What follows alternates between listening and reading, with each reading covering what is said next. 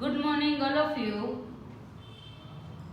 પ્રથમ વિશ્વયુદ્ધ અને રશિયન ક્રાંતિ ભાગ 1 ની અંદર આપણે જોઈ ગયા કે વિશ્વની અંદર પશ્ચિમ યુરોપ ખંડના જે દેશો હતા એણે એશિયા અને આફ્રિકાની અંદર પોતાના સંસ્થાનો સ્થાપવા માટેનો પ્રયત્ન કર્યો. કુદરતી સંસાધનોની પ્રાપ્તિ માટે, કુદરતી સંસાધનો મળી રહે એ માટે, પોતાનું સામ્રાજ્યનો ફેલાવો થાય એ માટે વેપારી મથકો છે એની સ્થાપના કરવા માટે આગળ વધે છે. એક હોડ છે એ જાગી, એક સ્પર્ધાનું આયોજન થયું પશ્ચિમ યુરોપના દેશો વચ્ચે, જેણે પોતાના પાડોશી દેશોને પણ મૂક્યા ન હતા. 60 વર્ષના સમયગાળા દરમિયાન આપણે જોયું હતું કે બિન યુરોપિયન પ્રજા માટે સ્પેનની અંદર હસ્તક તમામ વહીવટ હતો કોનો? ફિલિપ્સ બીજાનો. આ ફિલિપ્સ બીજાનો હસ્તક તમામ સત્તાઓનો દોરે હતો સ્પેનનો. પ્રદેશ ભૂખના જે પ્યાસા જે દેશો હતા એ પ્યાસા દેશો વિશ્વની અંદર પોતાની નજર છે ને તાકીને બેઠા હતા.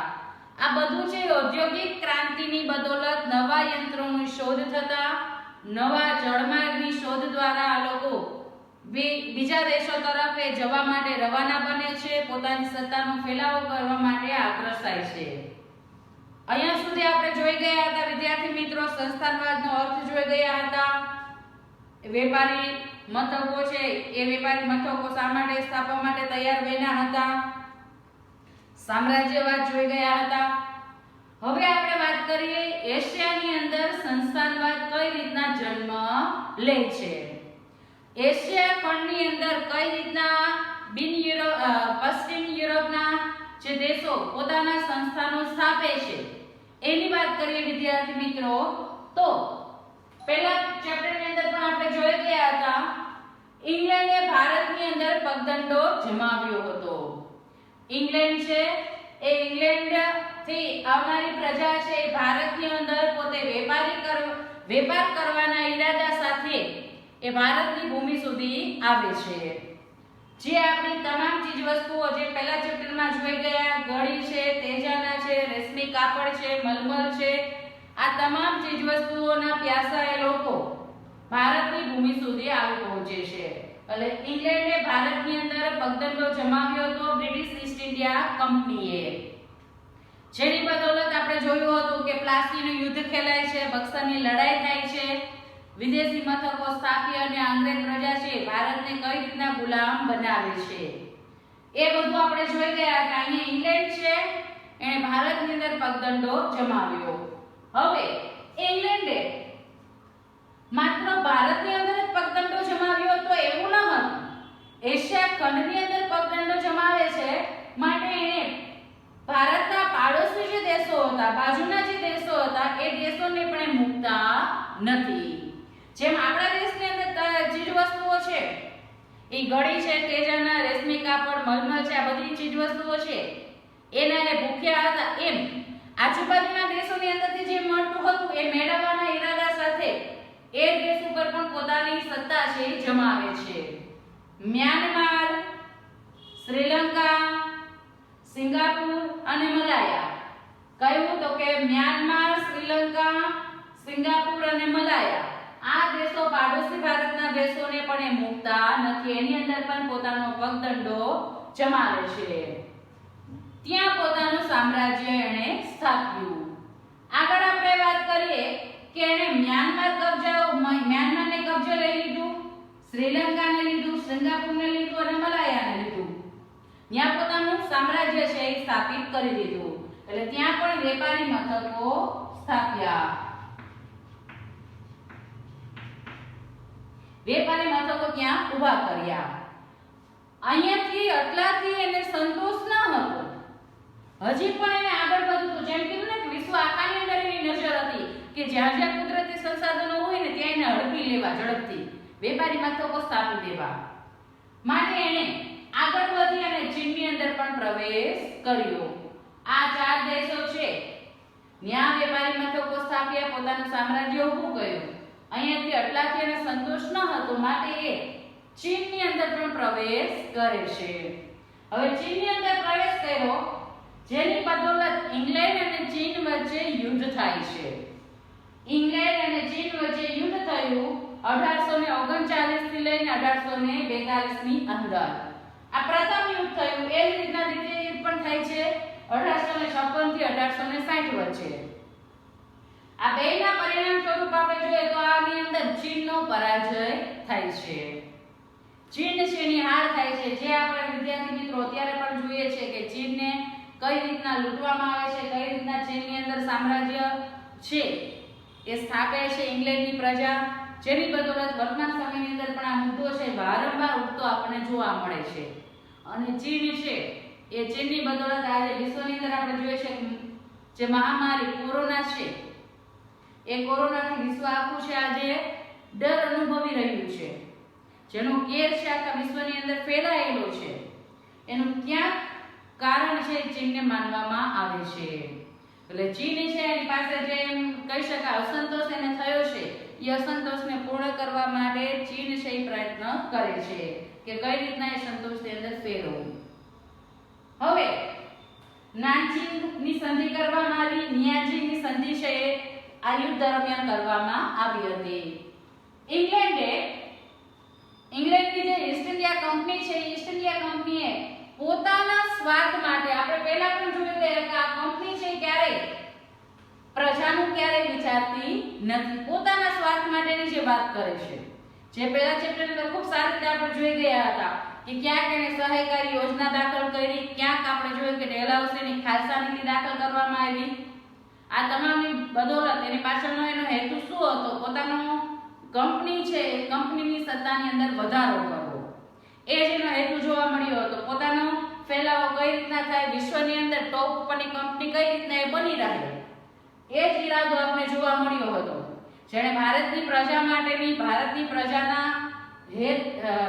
પ્રજા છે એના સારા વિચારો છે એ ક્યાંય કરેલા જોવા મળ્યા નહીં. એટલે અહીં ઈસ્ટ ઇન્ડિયા કંપનીએ પોતાના સ્વાર્થ માટે અફીણનું વેચાણ છે એ શરૂ કર્યું. હવે અફીણ છે એક નશીલો પદાર્થ છે.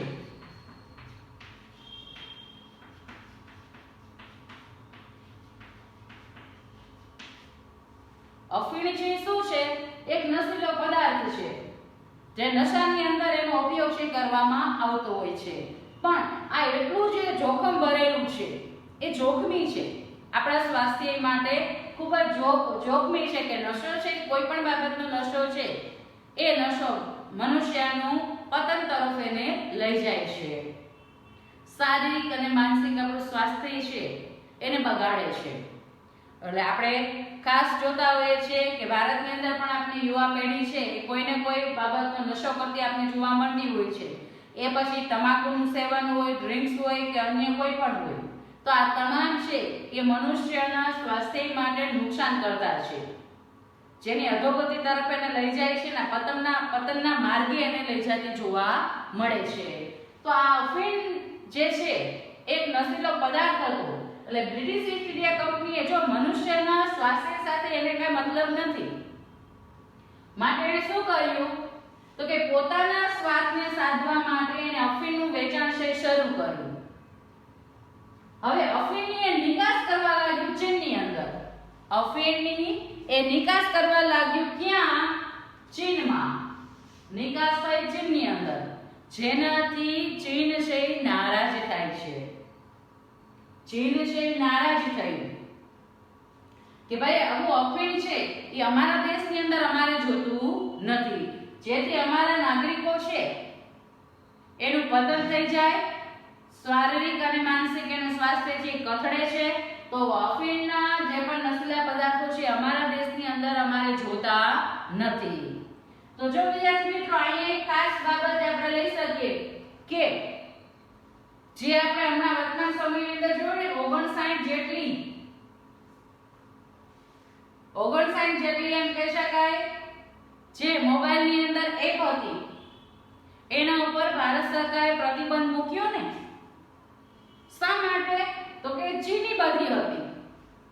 આ 59 જે એપ હતી કે જેની અંદર ભારતના વ્યક્તિઓ છે પોતાનો સમય છે એ સમયને ઘણી જગ્યાએ વેડફી પણ નાખતા હતા અને ચીન છે પુષ્કળ માત્રાની અંદર આંતરરાષ્ટ્રીય ઊંડિયામણ છે કમાતું હતું પણ આ બધી એક છે પોતાના દેશની અંદર એ વાપરતા ન હતા શું કામ એને ખબર હતી સારી રીતના કે આની અંદર યુવા પેઢી પોતાના સમય છે એને વેડફવાનું એ કામ કરશે એટલે પોતાના દેશની અંદર એનો ઉપયોગ છે એ નહિવત કરવામાં આવતો ખૂબ ઓછો કરવામાં આવતો એટલે સ્વાભાવિક છે પોતાના દેશનો વિકાસ કરવા પાછળ એ પોતે યુવા પેઢી કેમ કાર્યશીલ બની શકે એવો પ્રયત્ન ચીનની સરકારનો હતો પણ બીજા દેશ છે એ કઈ રીતના પાછળ રહી જાય કઈ રીતના અધોગતિમાં પડે એવો પ્રયત્ન ચીન કરે એટલે અહીંયા પણ એ જ વસ્તુ બતાવે છે કે ભાઈ અફીણનું જે વેચાણ કરવા માટે બ્રિટિશ ઈસ્ટ ઇન્ડિયા કંપની જે ચીનની અંદર નિકાસ કરતી હતી અફીણની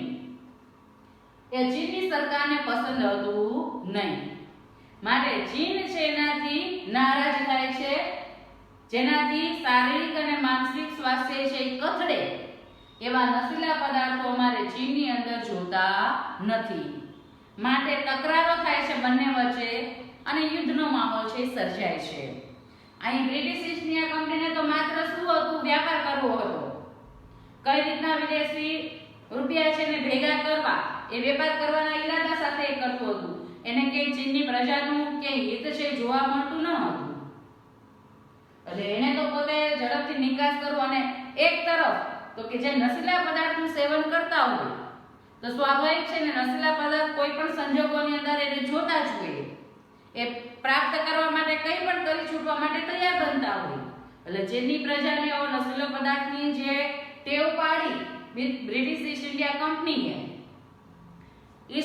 કંપનીએ જે ટેવ પાડી હતી એની બદૌલત ચીનની પ્રજા છે એને અફીણ છે એ અફીણ કોઈ પણ સંજોગોમાં જોતું હતું પણ સરકાર છે જાણી ગઈ હતી કે આના દ્વારા અમારી યુવા પેઢી છે એ યુવા પેઢીને ખતમ કરી નાખવા માંગે છે માટે ચીન છે એનાથી નારાજ થાય છે પ્રજા છે અફીણની માંગ છે એ કરતું હતું સરકાર મનાઈ કરે અને પ્રજા છે માંગ કરતું હતું પણ આ છે એ શારીરિક માનસિકને ખતમ કરતું હતું માટે ચીનની સરકાર એના ઉપર મનાઈ લાગે છે ચીન સરકારની મનાઈ થઈ કે ભાઈ અમારા દેશની અંદર અફીણ આવવું જોઈએ નહીં જેનાથી ચીન અને ઇંગ્લેન્ડ વચ્ચે યુદ્ધની પરિસ્થિતિ સર્જાણી ચીનના 5 બંદરો છે એ 5 બંદરો વિદેશ વેપાર માટે ખુલ્લા મૂકવામાં આવ્યા 5 બંદરોથી એ ચીન છે એની સાથે વ્યાપાર કરવા લાગ્યા એના માટે ખુલ્લા મૂક્યા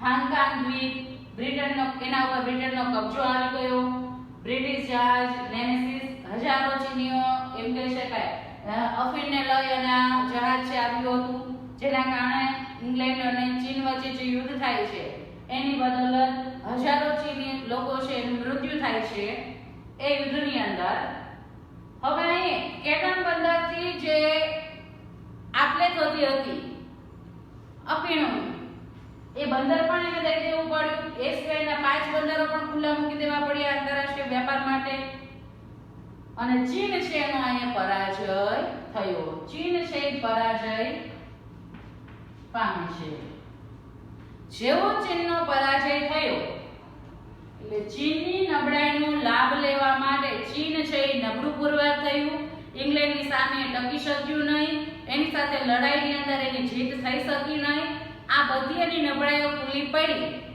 એટલે સૌથી પહેલી વસ્તુ શું દેખાણી કે પ્રજાની માંગ હતી અફીણ માટેની માટે સરકાર પણ હારે છે એટલે અહીંયા પ્રજાની માંગની સામે ઇંગ્લેન્ડ છે એ જાણતું હતું કે એની પ્રજા છે એના તરફ છે અફીણ માંગ કરે છે અફીણની ચાહકો છે માટે ચીન છે એ ચીનનો પરાજય થયો તો હવે ચીનનો જેવો પરાજય થાય છે એની નબળાઈનો લાભ લેવા માટે જેમ ઇંગ્લેન્ડ છે આવે છે એ જ રીતના Japan Russia Germany France Belgium અને અમેરિકા એ બધાને એમ થાય કે ચાલો હવે આપણે ચીનની અંદરથી જેટલું લૂંટી શકાય એટલું લૂંટવાનો પ્રયત્ન કરીએ અને આપણા વેપારી મથકો આપણે ત્યાં સ્થાપીએ જેવી નબળાઈ એની ખુલ્લી પડી એની બદલે જાપાન છે રશિયા છે જર્મની ફ્રાન્સ બેલ્જિયમ અમેરિકા આ બધા દેશો છે એ ચીન ઉપર પોતાની હુકુમત ચલાવવા માટે આગળ વધ્યા. વેપારી અને રાજકીય અધિકારોને સ્થાપવાનો એ પ્રયત્ન કરે છે. પશ્ચિમ એશિયાની અંદર એ આગળ વધે છે જ્યાં પણ ખનિજ તેલ છે કે જે રણભૂમિની અંદર ભરપૂર માત્રાની અંદર વિપુલ પ્રમાણની અંદર ખનિજ તેલ મળતું હતું, હવે એ તરફથી આગળ વધે છે જેની અંદર ઈરાક, ઈરાન, કુવૈત વગેરે ઉપર પોતાની હુકુમત ચલાવવા માટે વેપારી મથકો સ્થાપ્યા, પોતાના સંસ્થાનો છે એ ઊભા કર્યા. આ સિવાય છે કે ઇંગ્લેન્ડ છે,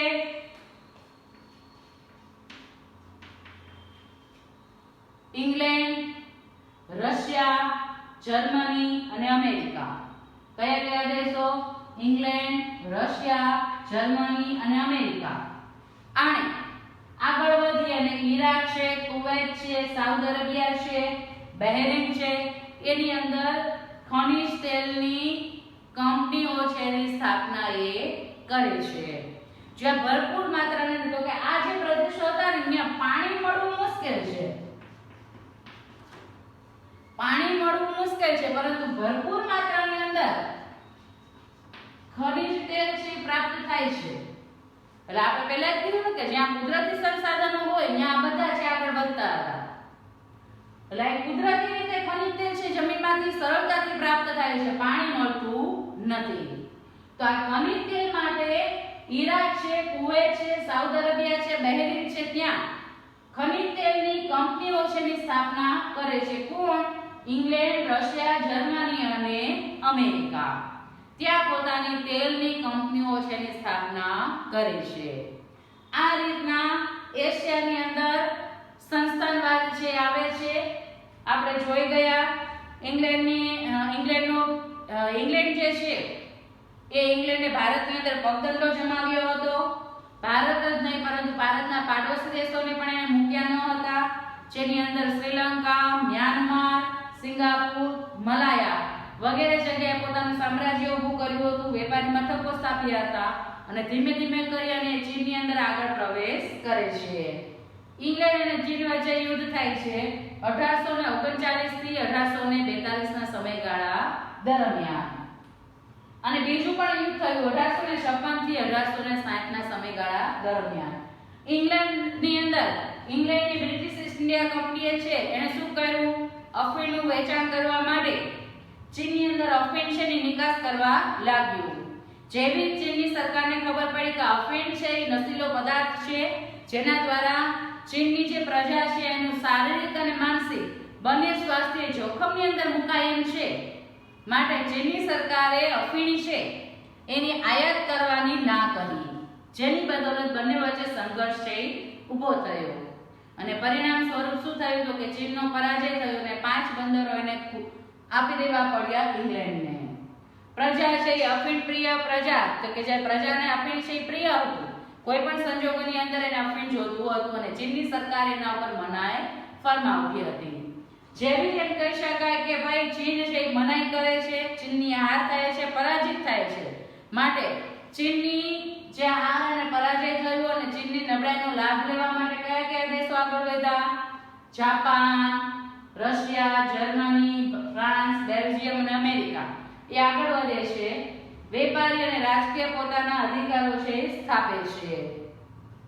પશ્ચિમ એશિયા તરફ આગળ વધે છે, જ્યાં પણ એને ખનિજ તેલ મળતું હતું એવા પ્રદેશોની અંદર પોતે પોતાની વસાહતો ઊભી કરે છે. ક્યાં ક્યાં? તો કે ઈરાક, ઈરાન, કુવૈત વગેરે દેશોની અંદર પોતાના સંસ્થાનો ઊભા કર્યા. એ સિવાય આપણે જોયું હતું કે ભાઈ ઇંગ્લેન્ડ, રશિયા, જર્મની અને અમેરિકાએ તેલ કંપનીઓની સ્થાપના કરી. કઈ જગ્યાએ? Iraq, Kuwait, Saudi Arabia, Bahrain ની અંદર ખનિજ તેલની કંપનીઓ છે એની સ્થાપના છે એ કરે છે.